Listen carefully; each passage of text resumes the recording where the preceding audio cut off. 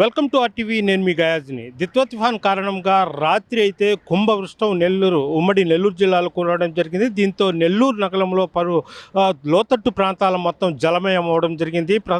మనం చూస్తున్నాము అంటే భుజభుజ్ నెల్లూరు హైవే నుంచి ఇటు అయ్యప్ప గుడి వరకు భారీగా వరద నీటితో రోడ్ల మీద ఒక నదుల మాదిరిగా ప్రవహిస్తున్న దృశ్యాలు అయితే చూస్తున్నాం మనము.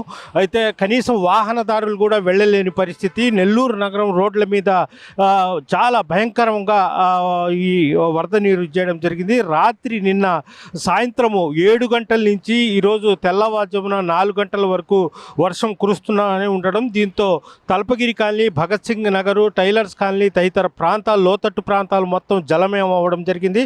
మనం అయ్యప్ప గుడి నుంచి ఇటు భుజభుజ్ నెల్లూరు వరకు ఇదే పరిస్థితి. రోడ్డు కనీసం వాహనదారులు కూడా వెళ్ళలేని పరిస్థితి. బస్సులు కూడా నీళ్లలో నిలిచిపోయిన పరిస్థితి మనం చూస్తున్నాము.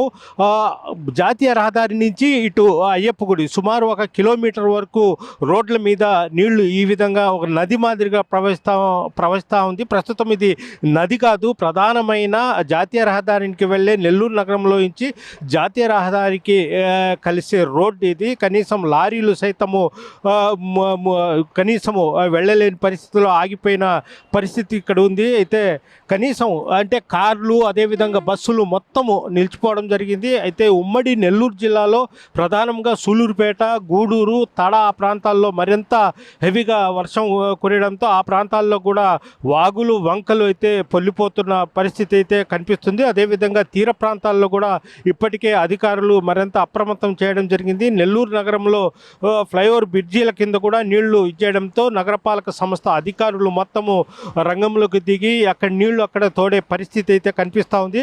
అయితే నెల్లూరు నగరం అయ్యప్ప గుడి నుంచి ఇటు భుజభుజ్ నెల్లూరు వరకు కొంత దూరం వరకు మాత్రము హెవీగా రోడ్ల మీద ఈ వరద నీరు ప్రవహిస్తూ ఉంది. అయితే ఇది రాత్రి నుంచి ప్రవహిస్తూ ఉంది. అయితే ఇది ఇంకా ఒక రోజంతా ఇదే పరిస్థితి ఉండవచ్చని కూడా అధికారులు అయితే అంచనా వేస్తూ ఉన్నారు. ప్రధానంగా ఉమ్మడి నెల్లూరు జిల్లాలో అయితే సోమేశ్వర జలాశయానికి దిగువ భాగంలో కొన్ని గ్రామాల్లో కూడా నీళ్లు రావడం జరిగింది. ఆ ప్రాంతాల్లో కూడా అధికారులు మరింత అప్రమత్తం చేయడం జరిగింది. ప్రధానంగా తలపగిరి కాలనీలో అయితే కొన్ని కాలనీల్లో కూడా నీళ్లు రావడంతో ఆ ప్రాంతాల్లో కూడా నగరపాలక సంస్థ అధికారులు అయితే ఎప్పటికప్పుడు నీళ్లు తోడే ప్రయత్నాలు అయితే చేస్తున్నారు. ప్రత్యేకంగా మోటార్లను కూడా ఏర్పాటు చేసి నీళ్లను తోడేస్తున్నారు. అదేవిధంగా నెల్లూరు రూరల్ ఎమ్మెల్యే కోటంరెడ్డి శ్రీధర్ రెడ్డి, అదేవిధంగా నెల్లూరు రూరల్ ఇన్ఛార్జిగా తెలుగుదేశం పార్టీ ఇన్ఛార్జిగా ఉన్న కోటంరెడ్డి గిరిధర్ రెడ్డి వాళ్ళ బృందం మొత్తము నీటి మునిగిన ప్రాంతాల్లో కూడా ఎప్పటికప్పుడు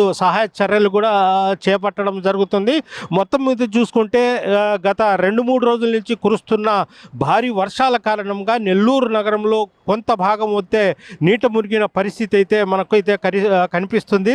అయితే జాకీర్ హుస్సేన్ నగరు, కిసాన్ నగరు, అదేవిధంగా పలు ప్రాంతాల్లో లోతట్టు ప్రాంతాలు మొత్తము నీటిమయమవ్వడం జరిగింది. అయితే ఈ వర్షం ఇలాగే ఈరోజు కూడా కురిస్తే మరికొన్ని ప్రాంతాలు కూడా మునిగిపోయే ప్రమాదం కూడా లేకపోలేదు. అయితే ఈ లోతట్టు ప్రాంతాలు ఉండే వాళ్ళందరినీ నెల్లూరు నగరంలోని మున్సిపల్ స్కూళ్ళలో కూడా పునర్వాస కేంద్రాలను ఏర్పాటు చేసి వాళ్ళందరినీ కూడా పునర్వాస కేంద్రాల్లో కూడా చేర్పించడం జరిగింది. అదేవిధంగా నెల్లూరు నగరంలో కాలువల మీద, అదేవిధంగా కట్టల మీద నివాసాలు ఉంటున్న నిరుపేదలు వాళ్ళందరినీ కూడా పునర్వాస కేంద్రాలకు కూడా తరలించడం జరిగింది. అయితే వాళ్లకు ఆహారంతో పాటు నీళ్లు, చిన్నపిల్లలకు పాలు వంటి అన్ని సహాయ సహకారాలు కూడా అందిస్తున్నారు. ఇటు నెల్లూరు రూరల్ ఎమ్మెల్యేతో పాటు వాళ్ళ బృందం మొత్తం ఎక్కడైతే లోతట్టు ప్రాంతాల్లో నీళ్లు నిలిచిపోయి ఇబ్బంది పడుతున్నారో ఆ ప్రాంతాల్లోకి వెళ్ళి వాళ్లకు సహాయ చర్యలు కూడా చేపడుతున్న పరిస్థితి అయితే మనమైతే చూస్తున్నాం. ఇది ప్రధానంగా నెల్లూరు అయ్యప్ప గుడి నుంచి ఇటు జాతీయ రహదారి భుజభుజ్ నెల్లూరుకి వెళ్ళే జాతీయ రహదారి వరకు అయితే పూర్తిగా రోడ్ల మీద ఒక నదుల మాదిరిగా ప్రవహిస్తుంది. అయితే ప్రధానంగా దీనికి కారణం ఏంటంటే కొన్ని ప్రాంతాల్లో ఉండే ప్రధాన కాలువలు ఆక్రమించుకోవడము, పూడిపోవడం వంటి కారణం వల్లే ఇప్పుడు ఈ వాటర్ పైతట్టు నుంచి వరద నీరు, అదేవిధంగా వర్షపు నీరు మొత్తం ఒక్కసారిగా ఈ రూట్ల మీదకు పడడంతో ఎటు వెళ్ళలేని పరిస్థితి ఏర్పడింది. అయితే ప్రతి ఏటా ఇదే పరిస్థితి ఏర్పడింది. మనం చూస్తున్నాం. బస్సు కూడా చాలా కష్టంగా వెళ్ళాల్సిన పరిస్థితి అయితే కార్లు కూడా అసలు కార్లు అయితే ఆగిపోతాయి. అదేవిధంగా మోటార్ బైకులు పాదచారులు కూడా కనీసం నడవలేని పరిస్థితి ఇటు చూస్తున్నాం. అంటే చాలా చిన్నంగా రావాల్సిన సుమారు ఒక 2-3 అడుగుల లోతు నీరు ప్రవహిస్తున్న పరిస్థితి అయితే మనం చూస్తున్నాం. ఇది నెల్లూరు నగరంలోని పరిస్థితి. వీడియో తెలియని ప్రదీప్తో గయాజ్ RTV భుజుబు నెల్లూరు నుంచి. చరిత్ర సృష్టించినోడు ఇప్పుడు ఆ చరిత్రని తిరగరాయబోతున్నాడు.